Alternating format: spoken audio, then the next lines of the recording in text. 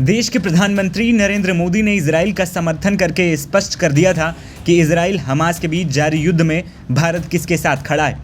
लेकिन इसके बावजूद देश के कई इलाकों में फिलिस्तीन को समर्थन करते हुए कई जगह जुलूस निकाले गए। वहीं अब यूपी की राजधानी लखनऊ में भी फिलिस्तीन के समर्थन के लिए सड़कों पर लोग उतरे हैं। फिलिस्तीन में मारे गए लोगों के लिए दुआएं पढ़ी गई हैं। जुम्मे की नमाज के दौरान मौलाना खालिद रशीद फरंगी महली ने ईदगाह में फिलिस्तीन के समर्थन में दुआ पढ़ी।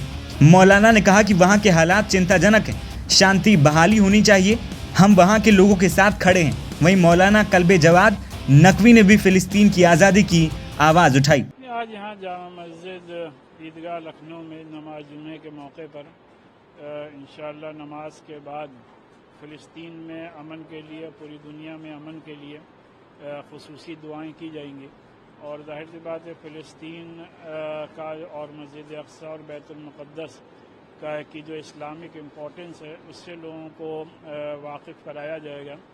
और इसमें हमारी सबसे यही अपील है कि जो फ़िलिस्तीन के सिलसिले में यूनाइटेड नेशन का रिज़ोल्यूशन है उसको तमाम मुल्क मिल करके अमली जामा पहनाने की कोशिश करें, जिससे कि पूरी दुनिया में हमेशा के लिए अमन अमान कायम हो सके।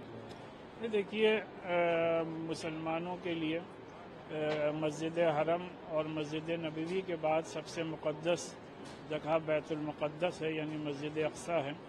और इस सिलसिले में हिंदुस्तानी मुसलमानों ने का हमेशा यही स्टैंड रहा है कि जो अपने मुल्क की हुकूमत का स्टैंड है from day one Mahatma Gandhi से लेकर के और आज तक कि फ़िलिस्तीन के सिलसिले में फ़िलिस्तीन को एक आज़ाद, एक इंडिपेंडेंट और सॉवरेन स्टेट घोषित किया जाए। और जो भी इस सिलसिले में यूनाइटेड नेशंस ने अपने मुख्तलिफ रिजोल्यूशन पास किए हैं उनको फौरी तौर पर अमली जामा पहनाया जाए।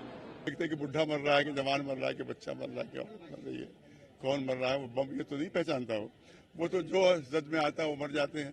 तो इस तरह से देखा कि बाहर इसराइल की तरफ भी जो रॉकेट गया वहाँ भी देखा कि कुछ बच्चे जो हैं उनकी लाशें दिखाई गई। और इधर तो हज़ारों मर चुके हैं अब तक, फिलिस्तीन में गाजा में तो हज़ारों मारे जा चुके हैं। अब तक 50 साल के अरसे में 1.5 लाख फिलिस्तीनियों को इसराइल मार चुका है। तो अमन कैसे कायम हो जाए जब तुम 1.5 लाख मार चुके हो, उसके बाद चाहते हो कि अमन कायम हो जाए? तो अमन उस वक्त तक नहीं।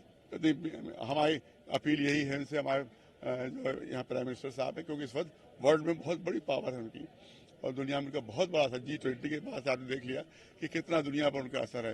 ज़्यादा अपने असर को इस्तेमाल करके पहले तो वो जंग बंद करवाएं, उसके बाद टेबल टॉक हो, आपस में गुफ्तगू हो। और जो फिलिस्तीनियों का राइट है उनको मिलना चाहिए, जो उनका हक है उनको मिलना चाहिए, वरना ये हमेशा कायम रहेगा।